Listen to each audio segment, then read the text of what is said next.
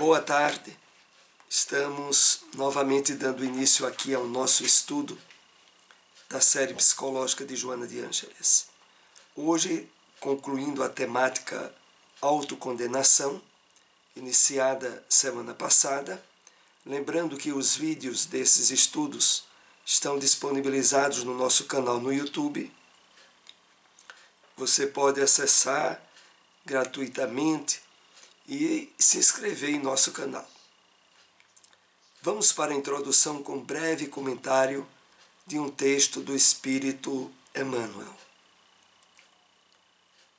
Extraído do livro Cartas de Paulo, o Evangelho comentado por Emmanuel, Carta aos Hebreus, capítulo 10, versículo 6.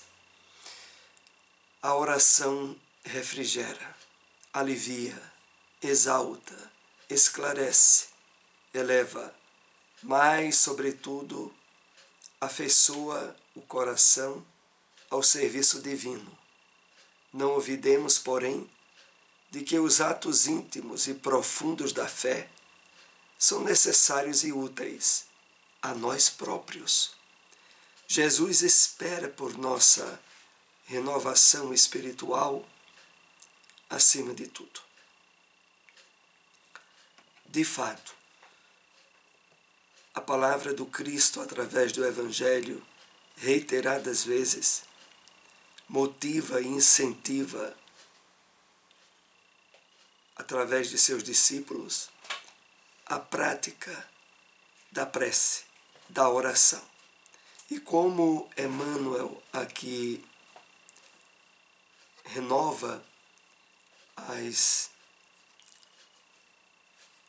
especialidades contidas na prece, de uma forma bem sintética, ele nos diz que a oração refrigera, alivia, exalta, esclarece, eleva, mas, sobretudo, afeiçoa o coração ao serviço divino.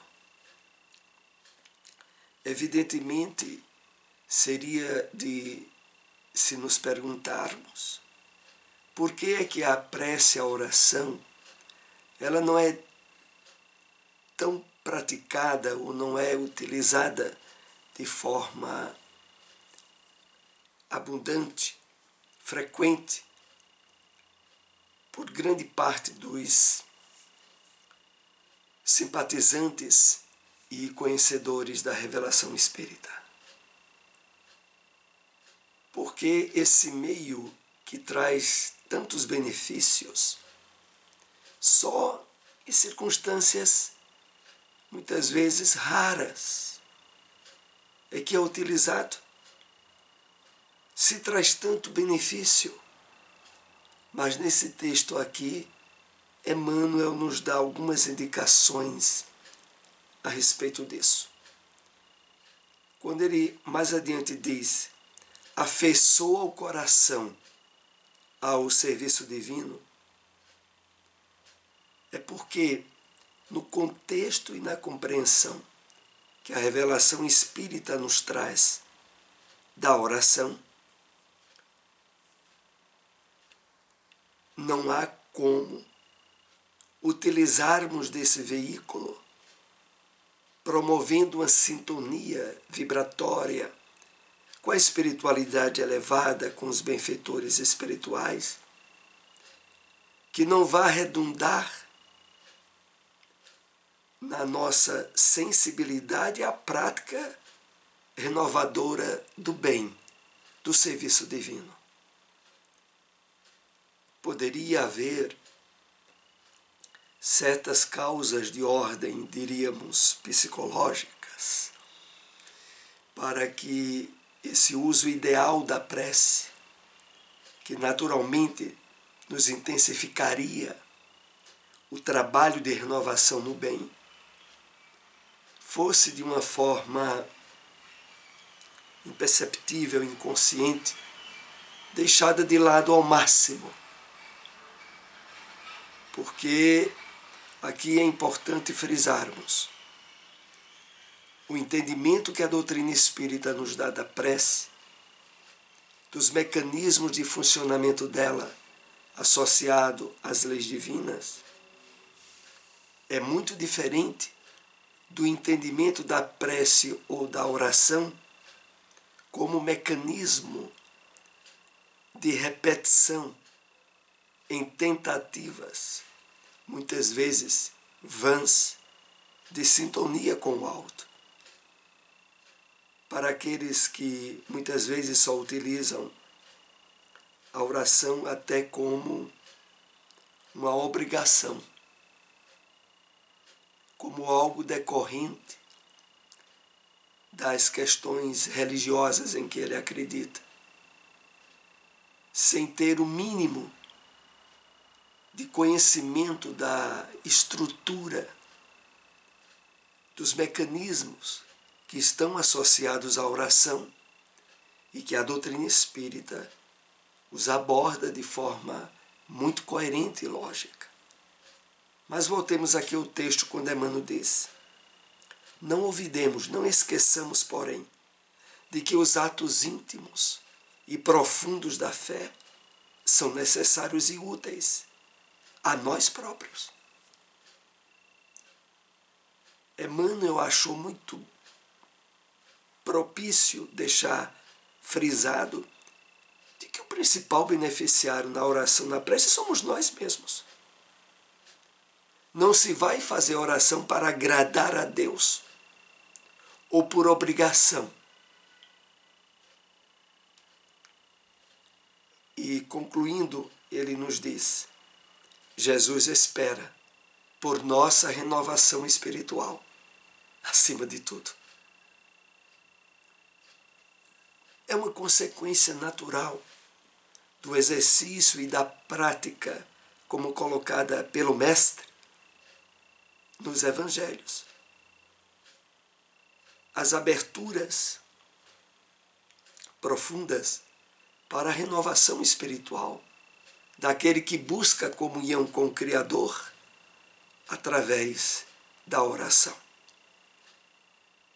Vamos assim dar início ao nosso estudo dessa tarde, lembrando que essa temática começamos a tratá-la na semana passada e agora estamos concluindo, e que faz parte do capítulo 3 do livro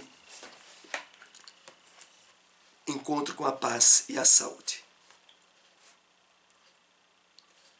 Uma das formas habituais de exteriorização do conflito resultante do autodesamor é a necessidade flageladora da autocondenação, tornando-se um crítico perverso de si mesmo, trabalhando as emoções com alta dose de pessimismo e de desconsideração.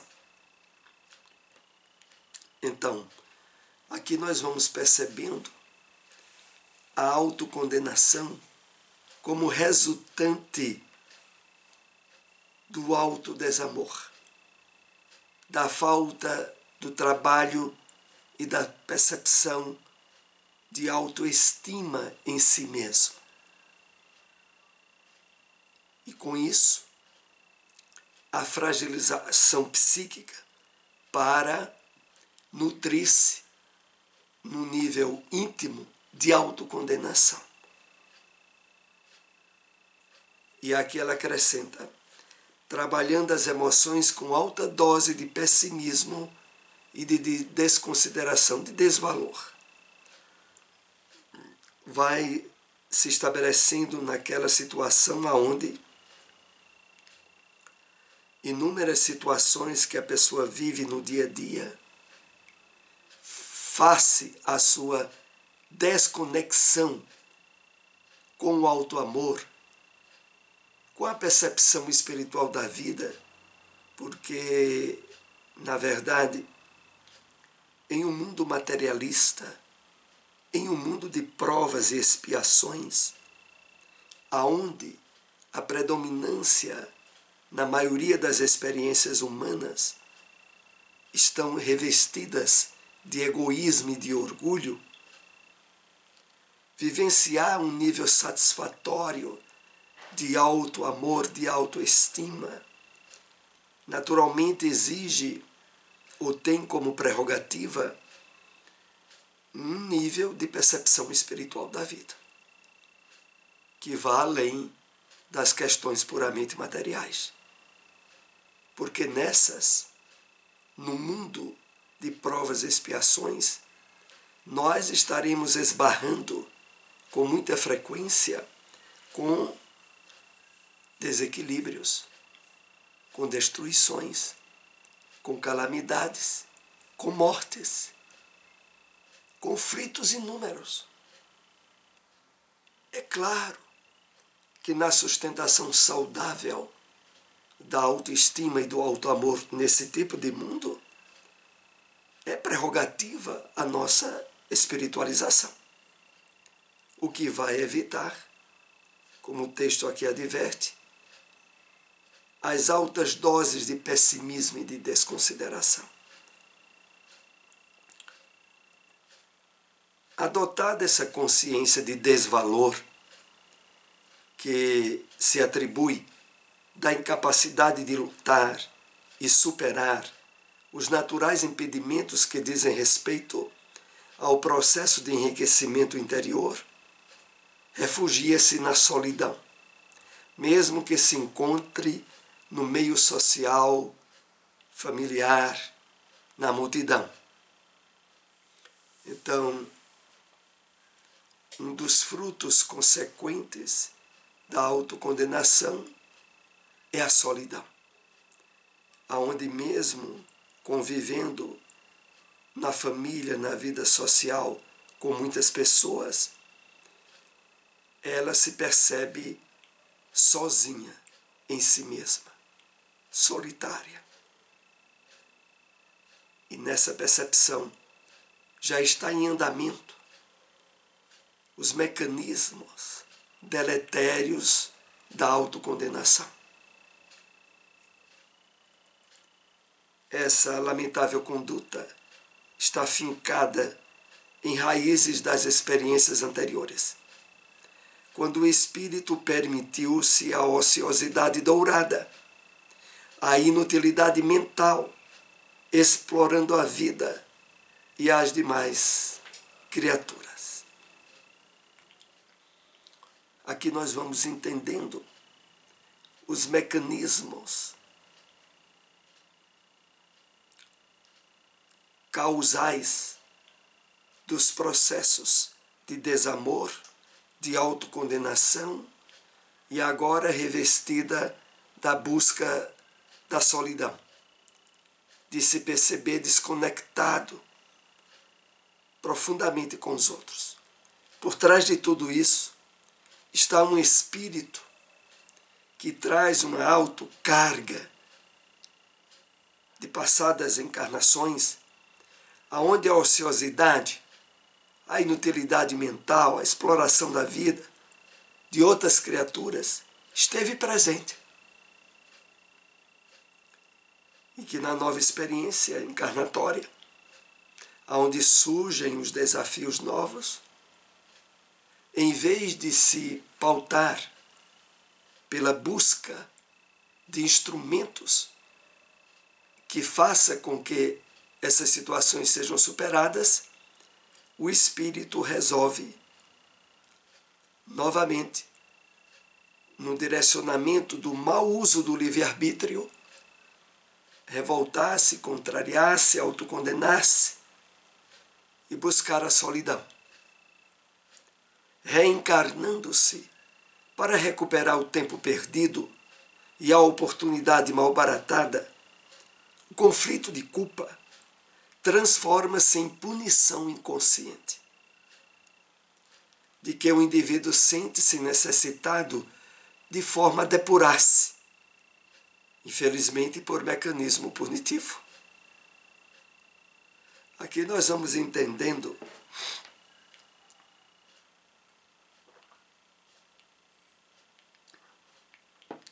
que nessas atitudes originadas no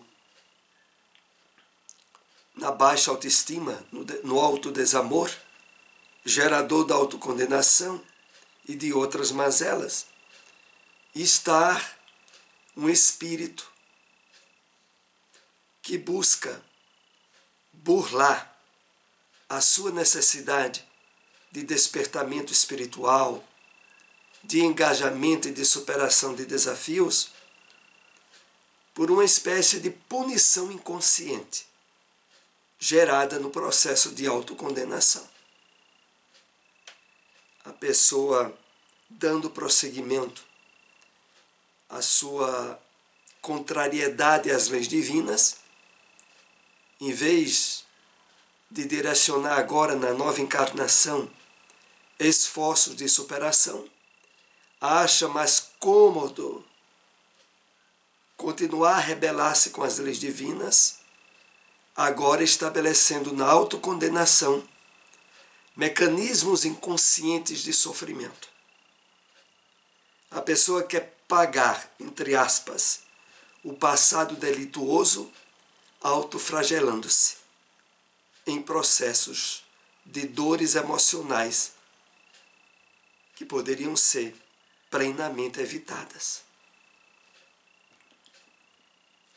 Em face da necessidade de evolução, da evolução impostergável, que não pode ser adiada, renasce em um lar no qual os fatores genéticos, psicológicos e sociais que irão proporcionar inadiável recuperação tornam-se desencadeadores atuais do conflito.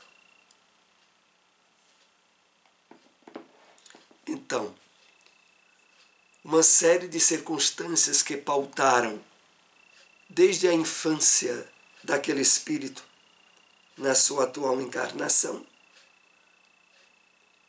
colocadas não por acaso, mas devido às necessidades que ele traz do passado, essa série de circunstâncias, muitas vezes amargas, vivenciadas na infância, estabelecem o preparo do terreno, o adubo do terreno, para que esse mesmo espírito, em vez de utilizar-se desses mecanismos para dobrar a vontade agora de vencer, prefere as aberturas para os processos de degradação psíquica pela autocondenação. E esses fatores, aparentemente, estariam por trás das causas da problemática emocional. Dizemos aparentemente, porque os verdadeiros valores, as verdadeiras causas, o espírito trouxe do passado reencarnatório. A autocondenação torna-se-lhe inevitável, por apresentar-se como mecanismo escapista, através do qual inconscientemente sente-se punido, portanto em vias de restabelecimento. Realmente, a mente, o psiquismo humano é muito complexo. Porque, analisemos bem a situação, se assemelha em parte, inclusive, com, por exemplo, aquelas situações em que muitos adolescentes passam a se cortar, a se autoflagelar, estabelecendo naquilo um mecanismo autopunitivo a situações amargas que passaram na infância, muitas vezes associada inclusive aos crimes de pedofilia, mas aquela situação dolorosa que foi passada, cujo responsável não foi punido, aquela criança, quando atinge a adolescência ou a maioridade, passa a punir a si mesma, como um mecanismo de autoflagelamento, no qual há um alívio da carga psíquica gerada pelo sofrimento passado na infância, onde ela não foi a culpada. Mas como o culpado não foi alcançado, o psiquismo da criança, mais adiante do jovem, se volta contra ele mesmo, buscando mecanismos de autoflagelação e muitas vezes de suicídio, infelizmente. Aí lembramos sempre o telefone do CVV 188 para alguém que esteja passando por conflitos emocionais difíceis, com ideias às vezes de suicídio, encontra um alívio e uma ajuda muito importante através do telefone 188 do CVV. Então é isso que acontece aqui também. A autocondenação não está sendo por coisas erradas da vida atual. Está sendo por coisas erradas do passado encarnatório, que não foi resolvido. E agora, ao enfrentar a situação nova, em vez de ser dobrada a vontade de superação, o espírito refugia-se na autoculpa, na autocondenação, na solidão, e em busca de mecanismos emocionais que o façam sofrer, como se naquele sofrimento houvesse algum tipo de pagamento ou de libertação, o que na verdade nunca acontece.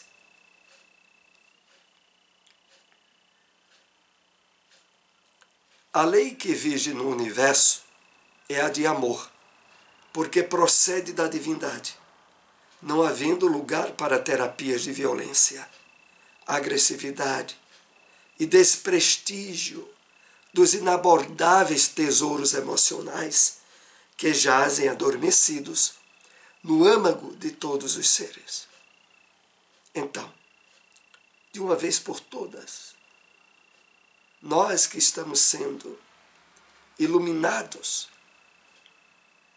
pela revelação espírita, paremos de uma vez por todas de achar que no sofrimento, que em mecanismos de autopunição, de autoflagelação, nós estaremos nos regulando, nos equilibrando com as leis divinas.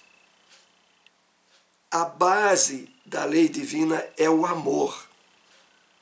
E o que essa lei solicita de nós é renovação para o bem, para a vivência da caridade, do amor ao próximo, e não de estar se autopunindo.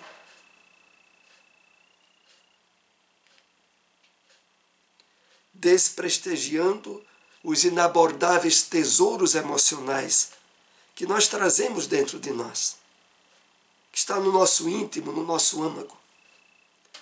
Todos nós temos um rico manancial de possibilidades que, se devidamente acessadas e incentivadas, nos dão as condições de superação, sejam quais forem as dificuldades ou problemas, desde que, de fato, busquemos acionar essas potencialidades que trazemos.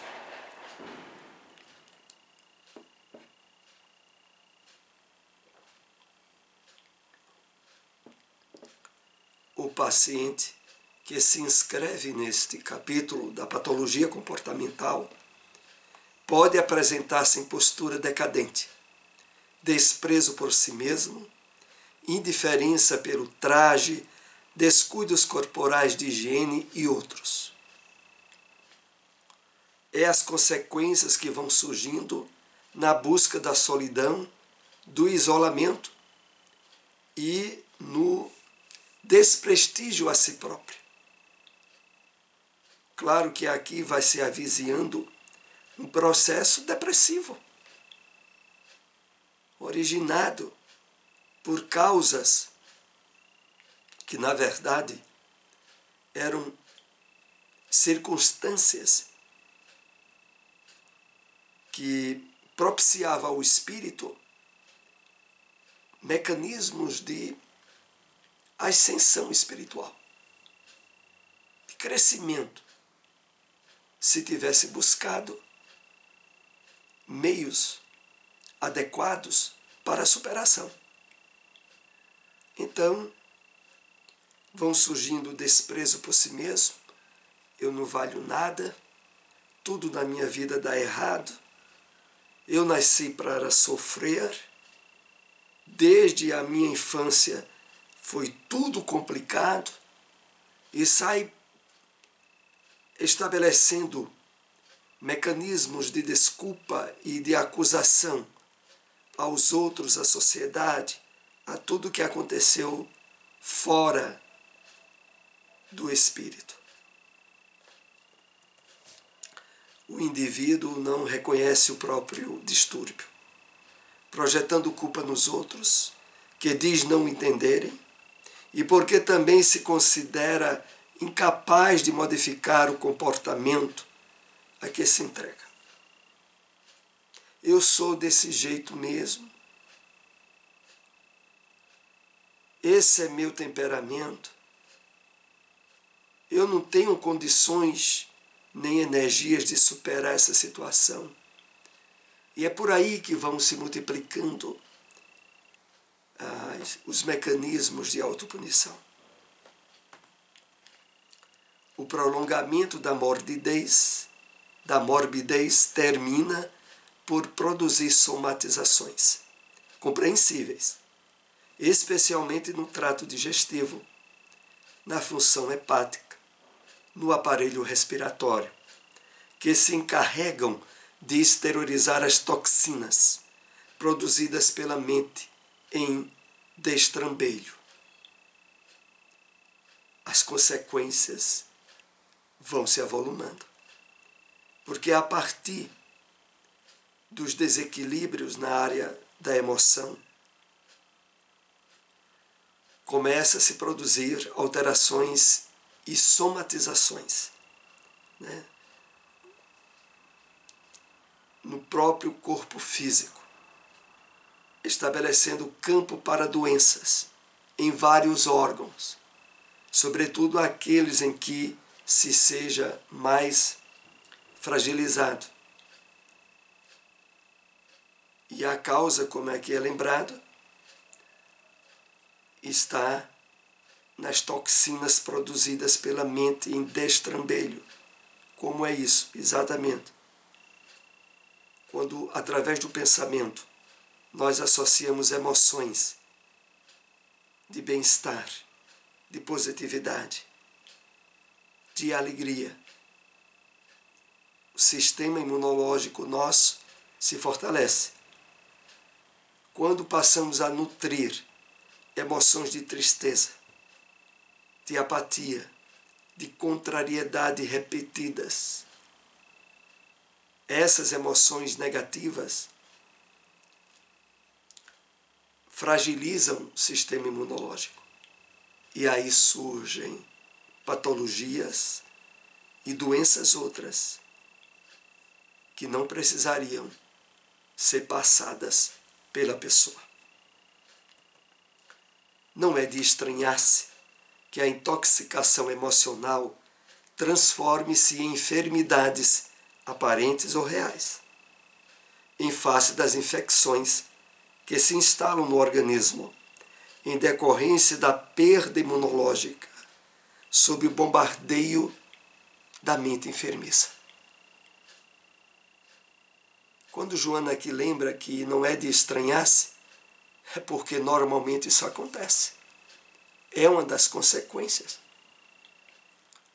Que a intoxicação emocional transforme-se em enfermidades. Desde as doenças fantasmas, né, em estados hipocondríacos, a enfermidades reais. e a causa, a perda imunológica sob o bombardeio da mente enfermiça.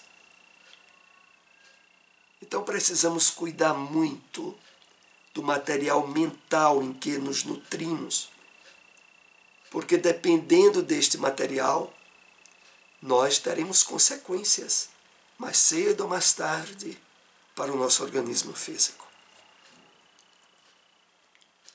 A compreensão lógica dos mecanismos evolutivos faculta a conquista do auto-perdão, de uma visão mais compatível com seu nível de evolução, permitindo-se a possibilidade do erro, mas também de acerto, de desequilíbrio, quanto igualmente de correção.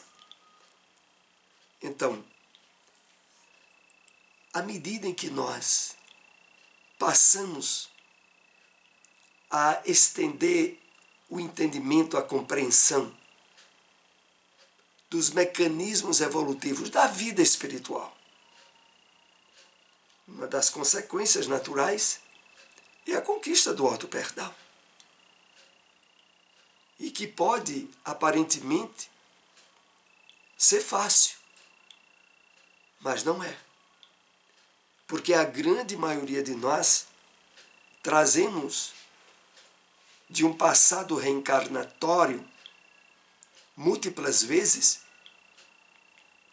condicionamento e hábitos mentais negativos, aonde a autocondenação muitas vezes se fez presente, aonde uma série de situações infelizes foram orquestradas por nós e que agora